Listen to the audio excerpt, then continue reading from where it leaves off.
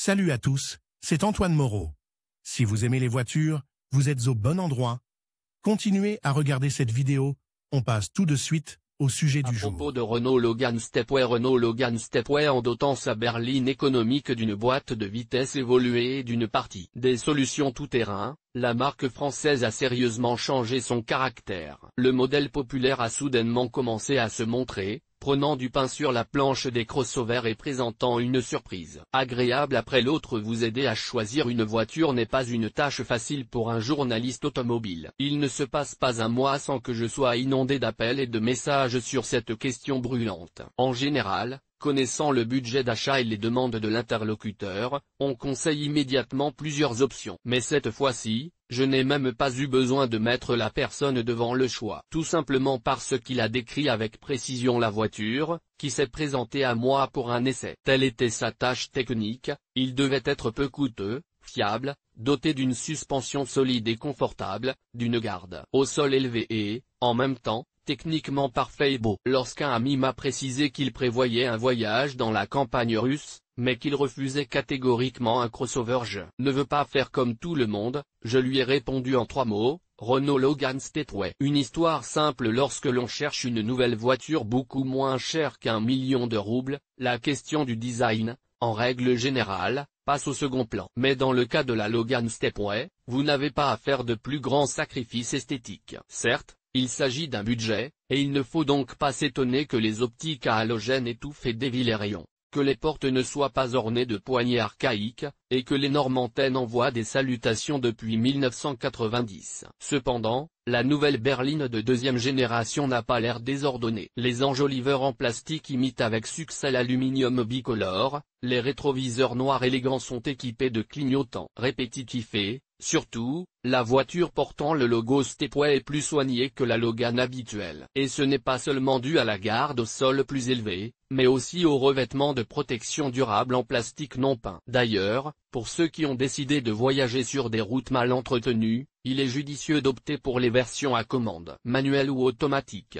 La garde au sol atteint 195 mm, ce qui fait pâlir d'envie les autres SUV. En revanche, si vous optez pour la version à variateur, inédite jusqu'à présent, mieux vaut éviter les pistes sérieusement défigurées par les nids de poules. En effet, la boîte de vitesse à variateur est montée 17 mm plus bas que sur les autres versions de la Logan Stepway. Ces composants sont considérés comme le point le plus bas du soubassement. En revanche, la réserve de 178 mm est suffisante pour faire le malin depuis le macadam. Pour les conducteurs fous, il existe une assurance sous la forme d'une carcasse métallique massive du moteur et de la boîte. En général, j'ai informé mon ami de cette nuance, et il a été surpris. Comme vous pouvez le constater, il a le choix entre un variateur et une boîte de vitesse manuelle. De quoi d'autre un voyageur a-t-il besoin? C'est vrai, un coffre. Et le Logan Stepway a une très grande capacité, 510 litres. Il est dommage que le volume impérial soit limité par des charnières métalliques peintes dans la couleur de la carrosserie. Cette circonstance n'a toutefois pas gêné mon interlocuteur. Il en va de même pour le fait qu'il n'y a pas de rangement dans la boîte à gants. Il était plus important pour lui d'avoir un éclairage normal dans le compartiment. En un mot, j'étais enfin convaincu que mon compagnon et la Logan Stepway étaient faits l'un pour l'autre. Remodelage de l'euro bien sûr, j'ai aussi prévenu que le plastique de la berline haut de gamme était rugueux et que l'ergonomie n'était pas optimale. Le volant est seulement inclinable, il n'y a pas d'accoudoir central, les coussins des sièges avant sont courts et ont des touches de fin de course maladroites pour le chauffage. L'écran central de 7 pouces se trouve également en dessous de la ligne de vision naturelle. Toutefois, les concepteurs ont réussi à compenser ces lacunes par un design magnifique. Par exemple, les sièges sont recouverts d'un matériau tactile résistant à l'usure, le nouveau volant multi est doté de poignées puissantes et de revêtements en cuir souple, le nom de la modification est peint sur les seuils de porte, et les consoles et les poignées de porte sont recouvertes de carbone et de laque royale. Il y a 2 autres îlots de présence, la climatisation agréable et ergonomique et le multimédia avec un logiciel assez rapide, la prise en charge d'Apple CarPlay et d'Android Auto, le kit main libre et la navigation qui suit le trafic en temps réel. Il y aura également une caméra de recul, et on pourrait parler d'équipement comme dans les segments supérieurs. Mais non, seuls les capteurs de stationnement et les rétroviseurs extérieurs permettent de surveiller la situation derrière le dos. Mais la Logan Stepway propose des options rares pour ce segment, comme le pare-brise chauffant et le système de démarrage à distance du moteur. Ces deux dispositifs sont difficiles à surestimer pendant l'hiver. Volkswagen Polo Sedan, berline 4 portes, les passagers de la berline ne se plaindront probablement pas d'être à l'étroit, bien que les déflecteurs d'air réglables et l'éclairage supplémentaire au plafond ne soient pas suffisants pour eux. Mais il y a une prise 12 volts à l'arrière et un porte-gobelet pratique à l'écart. C'est pourquoi j'ai recommandé l'achat d'une variante équipée d'un variateur et d'un moteur à essence Nissan 1,6 litres H4M 213 chevaux. Pourquoi cette variante? Parce que, grâce à cette simple paire de Logan, elle a franchi une étape supplémentaire en termes de confort. Tout d'abord, par rapport à son frère à 2 pédales, la version avec une automatique à 4 vitesses et un moteur essence 1,6 litres de 102 chevaux, le héros de cet essai accélère plus vite et plus doucement, et la consommation réelle en ville et à grande vitesse est réduite de 2, voire 3 litres au 100. En même temps, cette Logan Stepway est la plus silencieuse de la famille. Le variateur ne hurle pas en cas de forte pression sur la pédale d'accélérateur et, à vitesse élevée, il offre un confort acoustique inaccessible à une voiture à boîte automatique. Une alternative raisonnable à la version à 2 pédales sont les berlines avec une mécanique à 5 vitesses. Et ici il y a un choix de volume de 1,6 litres avec une puissance de 82 et 113 chevaux. La première, comme vous le comprenez, est destinée aux économistes, la seconde à ceux qui aiment conduire. Mon vis-à-vis ressemblera-t-il au châssis d'un grand français de Togliatti? Je n'en doute pas. Sur l'autoroute et en dehors de l'asphalte, la voiture testée m'a rappelé à moi-même. Le châssis est presque aussi impénétrable, la douceur de roulement est remarquable, et l'augmentation de la course des suspensions ne provoque miraculeusement pas de forts roulements latéraux. Mais il est également vrai que la Logan n'est pas une voiture maniable. On ne peut pas lui enlever sa capacité à maintenir une vitesse élevée en ligne droite. En revanche, dans les virages, la berline réagit mollement au changement de direction et rechigne à se stabiliser lors des manœuvres actives. Par ailleurs, le système de stabilisation commutable n'est proposé de série que sur les voitures richement équipées d'un variateur. Dans les versions de milieu de gamme, l'ESP est proposé à un prix supplémentaire, et dans les voitures d'entrée de gamme, il n'est pas proposé du tout. Il me semble qu'une berline dont le centre de gravité est plus élevé ne se protégera pas d'une laisse électronique. Le modèle n'a pas de transmission intégrale, mais ce n'est pas une raison pour refuser de la conduire sur des chemins de terre, par exemple. Il faudra juste faire des folies en achetant de vrais pneus avec une bande de roulement développée. Bon, peut-être, la voiture avec CVT est un peu moins performante que les versions avec boîte manuelle et automatique lorsqu'elle monte une côte,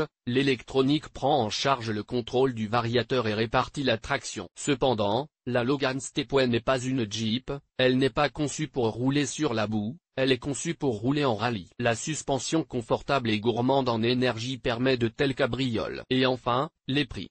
La Renault Logan Stepway la plus abordable est une voiture manuelle de 82 chevaux pour 747 000 roubles, la version avec le variateur sera demandée à partir de 868 000 roubles. Mon ami a d'ailleurs apprécié ce prix, ce qui n'est pas surprenant. Après tout, il y a très peu de berlines de ce type avec des caractéristiques de crossover dans le segment de masse. Fiche technique Renault Logan Stepway 1.6 CVT. Conduite de la voiture. Lors du choix d'une voiture, un rôle important est joué non seulement par son apparence et son intérieur, mais aussi par des détails plus profonds. Par exemple, l'entraînement de la voiture. L'entraînement transmet le mouvement de rotation aux roues de la voiture, et le type d'entraînement dépend des roues auxquelles cette énergie est transmise. Lors de l'accélération, le poids de chaque véhicule est transféré à l'arrière. Il est donc plus facile pour les roues arrière d'obtenir de l'adhérence et, toutes choses égales par ailleurs, la dynamique d'accélération est meilleure avec la propulsion arrière. Le groupe motopropulseur est positionné longitudinalement et son poids est mieux réparti sur les essieux, ce qui a un effet positif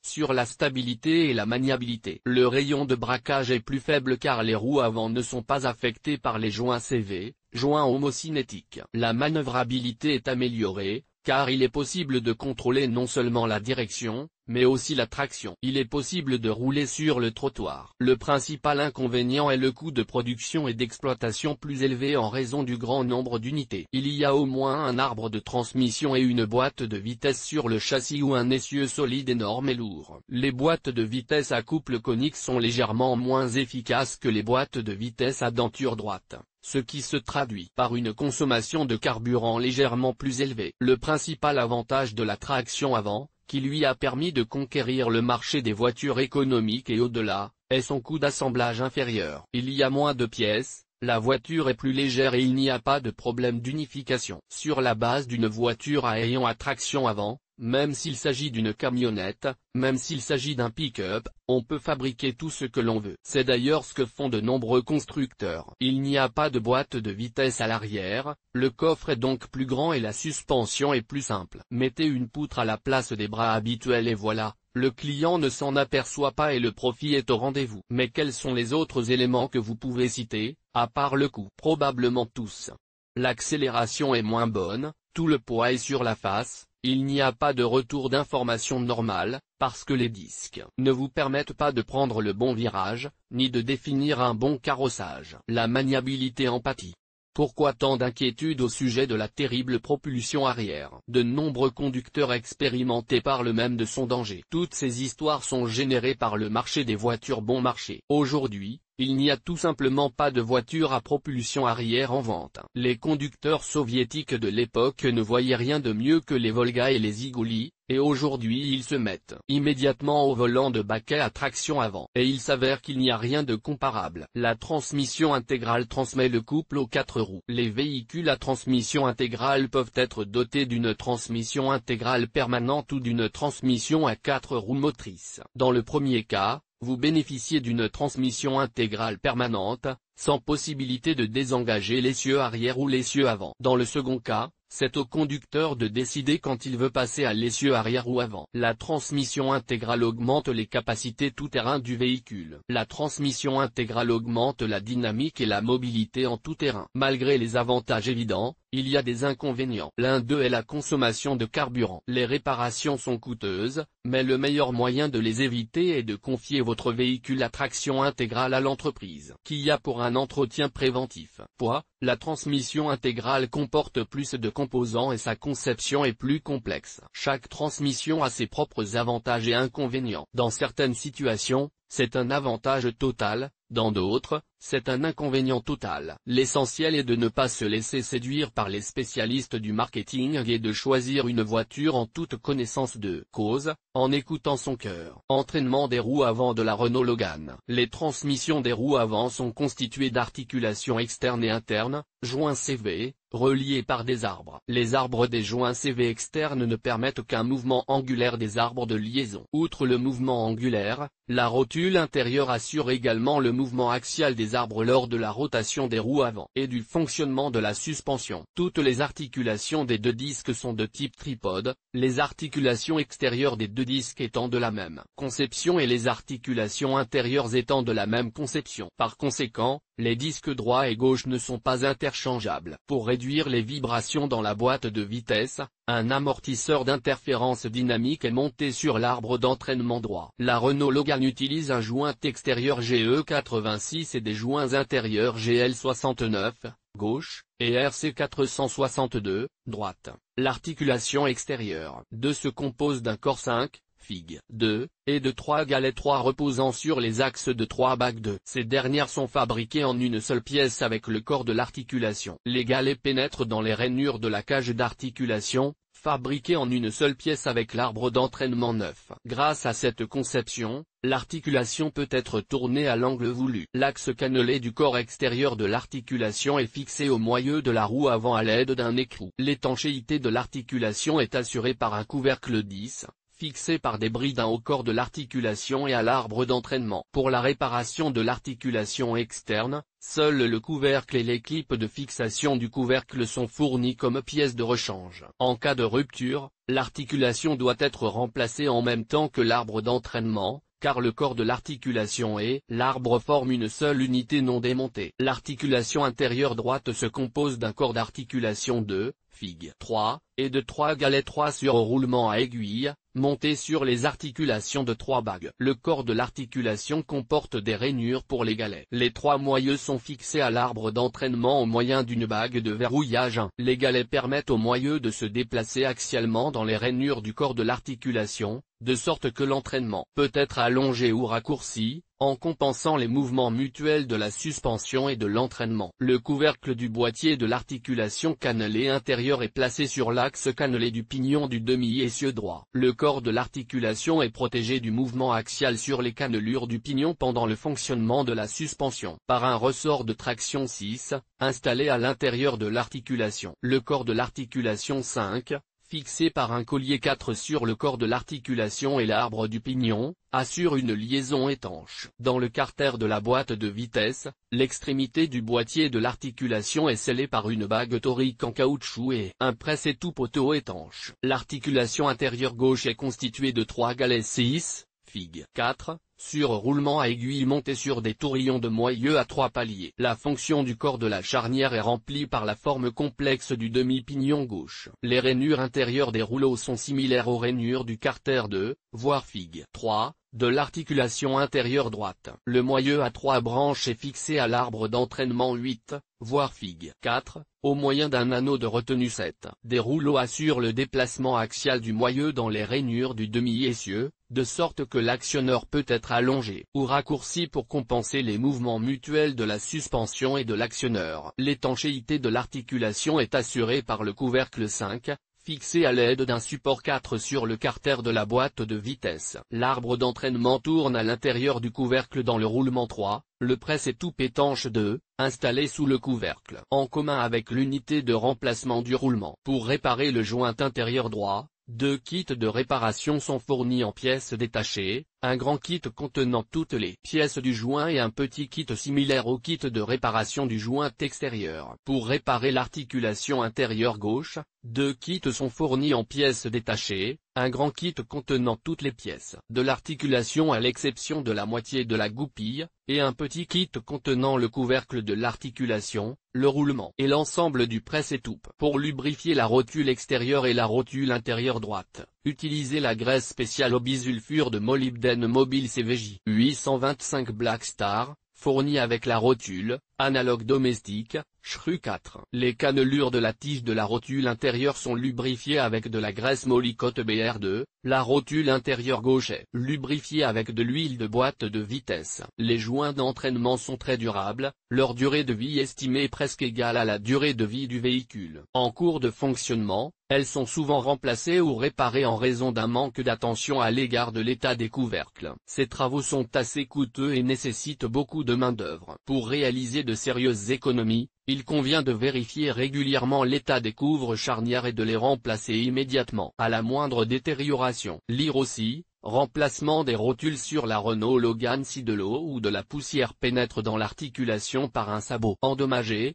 celle-ci sera défaillante au bout de quelques centaines de kilomètres. Défaut possible de l'actionneur et remède cause de la panne solution vibration pendant la conduite usure importante de l'axe extérieur. De l'entraînement de la roue remplacer l'arbre d'entraînement et l'ensemble du joint extérieur déformation de l'arbre d'entraînement. De la roue rouleau du pivot intérieur de l'entraînement de la roue usée remplacer le pivot intérieur écrou de moyeu desserré et serré. Ou remplacer l'écrou déformation du véhicule cage du joint intérieur usé ou endommagé remplacer l'arbre d'entraînement et l'assemblage du joint extérieur remplacer l'arbre d'entraînement et l'assemblage du joint extérieur arbre d'entraînement de la roue endommagée ou déformé écrou de moyeu desserré serré ou remplacer l'écrou fuite de lubrifiant de la charnière couvercle de charnière extérieure ou intérieur usé ou déchiré vérifier la charnière, la remplacer si elle est desserrée. Remplacer le capuchon anti-poussière endommagé et le lubrifier réinstaller et serrer fermement les brides. Le joint d'huile gauche de l'arbre à cardan intérieur gauche est endommagé remplacer le palier intérieur gauche de l'arbre à cardan,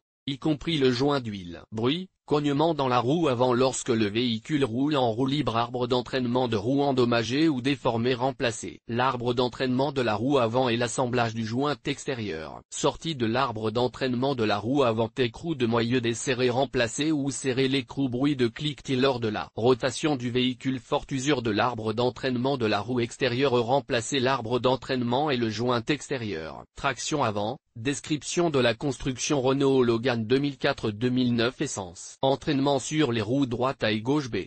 1. Boîtier du joint extérieur. 2. Grande bride de fixation du couvercle du joint extérieur. 3. Couvercle du joint extérieur. 4. petite bride de fixation du couvercle du joint extérieur. 5. Accélérateur. Point 6. Arbre d'entraînement de la roue droite. 7. Petite bride de fixation du couvercle du joint intérieur de l'entraînement de la roue droite. 8. Couvercle du joint intérieur de la roue d'entraînement de la roue droite. 9. Grande bride de fixation du couvre-joint intérieur de la roue motrice droite. 10. Couvercle du joint intérieur de la roue droite. 11. Couvercle à 3 articulations du joint intérieur de la roue motrice gauche. 12. Support du couvre-joint intérieur de la roue gauche. 13. Couvercle du joint intérieur de la roue motrice gauche. 14. Collier de fixation du couvre-joint intérieur de la roue gauche. 15. Arbre de la roue motrice gauche. Les transmissions de roue avec joint CV sont utilisées pour transmettre le couple de la transmission principale roue motrice à différents angles de roue et courses de suspension. Idéalement, la longueur des joints CV devrait être la même, car cette condition garantit l'égalité des forces et des couples au niveau des roues motrices. Cette condition est difficile à remplir dans une voiture dotée d'une transmission transversale, c'est pourquoi, sur ces voitures, la transmission droite est généralement beaucoup plus longue que la transmission gauche. Sur la Renault Logan et certains autres modèles Renault-Nissan, des solutions ont été adoptées pour rapprocher la longueur de la ligne de transmission. La longueur de la ligne de transmission est rapprochée par différentes conceptions de joints internes. Pour augmenter la longueur de l'entraînement de la roue gauche, un boîtier de joint d'entraînement interne a été installé à l'intérieur du boîtier de transmission. Pour réduire la longueur de l'entraînement de la roue droite, le boîtier de l'articulation interne a été décalé par rapport au carter de transmission. Pour ce faire, un arbre cannelé a été ajouté à la boîte de vitesse, qui est fabriqué en une seule pièce avec l'axe du différentiel, composant de l'articulation cannelée intérieure de la transmission droite. 1. Arbre d'entraînement. 2. Petit collier de fixation du couvercle. 3. Couvercle de l'articulation. 4. Grand collier de fixation du couvercle. 5. L. 6. Boîtier de l'articulation. Point 7. Ressort. 8. Anneau de fixation du trépied. 9. Rondelle de butée du ressort.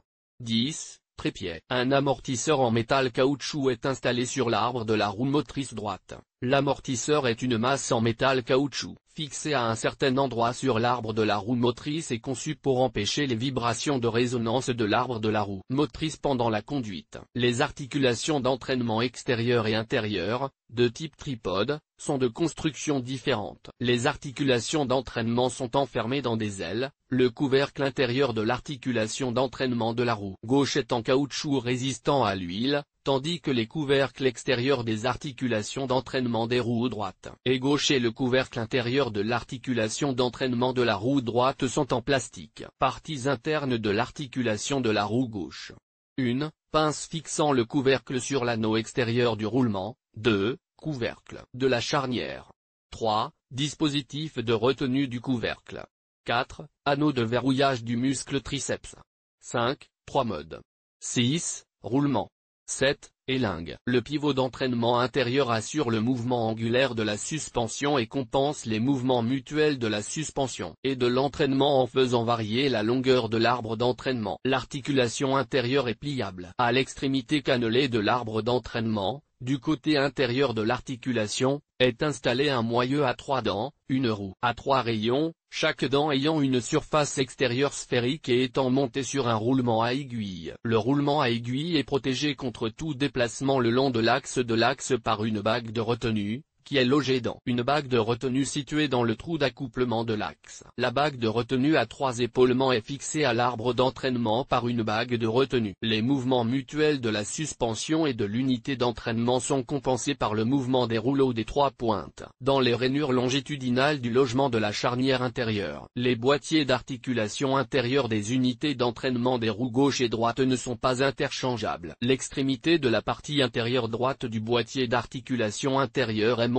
sur l'arbre cannelé qui sort du carter de la boîte de vitesse et qui est constitué d'une seule pièce avec le demi-pignon de l'essieu différentiel. Pour plus de clarté, Il est représenté sur la boîte de vitesse démontée. Le ressort situé à l'intérieur du carter d'articulation interne de la boîte de vitesse droite presse le carter d'articulation contre le demi-pignon de l'essieu différentiel pendant le fonctionnement de la suspension. Le corps de l'articulation intérieure de la roue motrice gauche se trouve dans la boîte de vitesse et est fabriqué en une seule pièce. Avec le demi-pignon de l'essieu différentiel gauche, roue motrice enlevée pour plus de clarté. L'arbre d'entraînement de la roue gauche est équipé d'un roulement à aiguille et d'un ensemble de presse-étoupe derrière les trois goupilles intérieures de l'articulation. La bague intérieure du roulement est pressée sur l'arbre d'entraînement et tourne avec lui. Le chapeau de la rotule intérieure est fixé à la bague extérieure du roulement fixe. L'autre extrémité du couvre-joint est fixée à la boîte de vitesse par une bride métallique. Un presse-étoupe monté dans la bague extérieure du palier empêche les fuites d'huile de la boîte de vitesse vers l'arbre d'entraînement. Le presse-étoupe du palier est protégé contre la contamination par un garde-boue en plastique monté sur l'arbre. Un endommagement du couvercle de la charnière ou du presse-étoupe du palier entraînera une fuite d'huile de la boîte de vitesse. Insérez la charnière extérieure.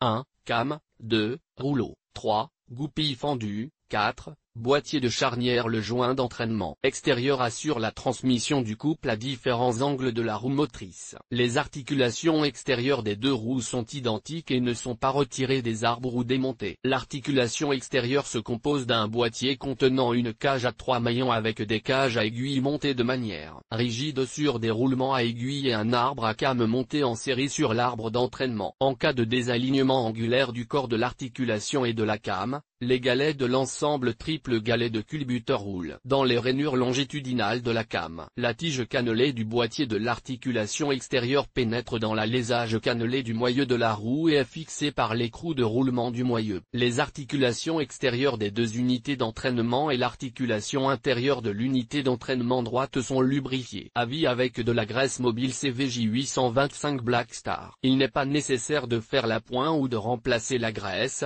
ni d'effectuer d'autres opérations d'entretien sur les arbres d'entraînement des roues pendant le fonctionnement du véhicule. Le propriétaire du véhicule doit seulement vérifier l'état des couvre-joints et des flasques de roulement, ainsi que l'état du presse-étoupe du joint intérieur de l'arbre de transmission gauche. Les couvercles endommagés doivent être remplacés dès que possible, car les contaminants présents dans le lubrifiant provoquent une usure rapide et une défaillance des composants de l'articulation, et l'endommagement du couvercle en caoutchouc ou du presse-étoupe intérieur de l'articulation de la transmission gauche entraîne une fuite d'huile de la boîte de vitesse et une défaillance de cette dernière. Après l'installation Renault Logan Drive, de nombreux propriétaires de voitures ne se rendent pas compte de l'importance du système d'entraînement des roues. Pour les voitures équipées d'une traction avant, cette partie est considérée comme très vulnérable. La raison en est que les roues avant de ces voitures remplissent plusieurs fonctions en même temps. Dans cet article, nous parlerons de la sélection et du remplacement des roues avant droite et gauche de la Renault Logan. Type de défaut: quel que soit le côté sur lequel l'arbre de transmission est monté, il se présente de la même manière, à l'exception de sa longueur. Sur les bords de cet arbre se trouve une section cannelée qui relie l'entraînement à la transmission CVT. De nombreuses voitures sont équipées d'un équilibreur spécial monté au centre de l'arbre de transmission. Avec le temps, les embruns salés et les débris de la route pénètrent dans l'espace entre l'arbre et le culbuteur,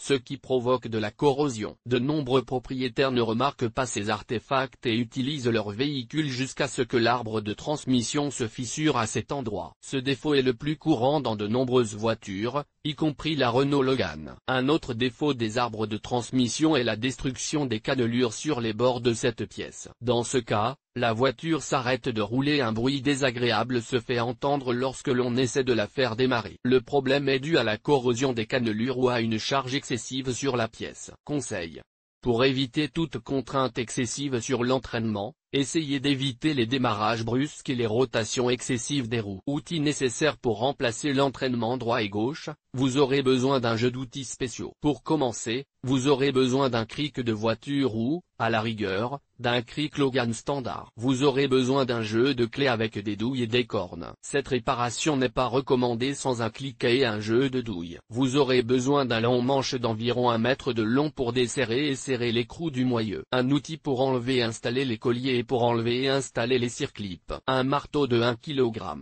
Cette liste indique l'outillage minimum nécessaire pour remplacer un vol endroit. Effectuer le remplacement comme ce travail nécessite un contact direct avec le joint d'angle articulé. Vous aurez besoin de nombreux chiffons pour nettoyer la cavité de ces pièces. Dévissez l'écrou central du moyeu de roue et placez la voiture Renault Logan sur un cric. Retirez les roues et mettez les deux côtés. Dévissez les quelques boulons qui fixent le roulement à billes à la base du bras pour en faciliter le démontage. Tirez sur la fusée de direction en dégageant la rotule des cannelures du moyeu. Vidangez l'huile de la boîte de vitesse située sous le véhicule. Pendant cette opération, vous aurez l'occasion de changer l'huile de la boîte de vitesse de votre Renault Logan. Nous vous recommandons de profiter de cette occasion. Déverrouillez le loquet du connecteur d'angle intérieur de la Renault Logan, puis retirez l'ensemble de la pièce. Placez l'arbre d'entraînement dans un étau et continuez à travailler. Retirez la bague de serrage sur les côtés extérieurs et intérieurs du cache-poussière de l'articulation angulaire. Cette opération doit être effectuée à la fois sur les joints à rotule extérieur et intérieur. Pour retirer le joint CV extérieur, frappez plusieurs fois l'extérieur du joint à l'aide d'un marteau. Le joint CV intérieur peut être retiré à l'aide de l'outil de retrait de l'anneau de retenue extérieur. Retirez le circlip et frappez plusieurs fois avec un marteau sur l'axe central, appelé cache du joint CV. Préparez la nouvelle pièce de la Renault Logan,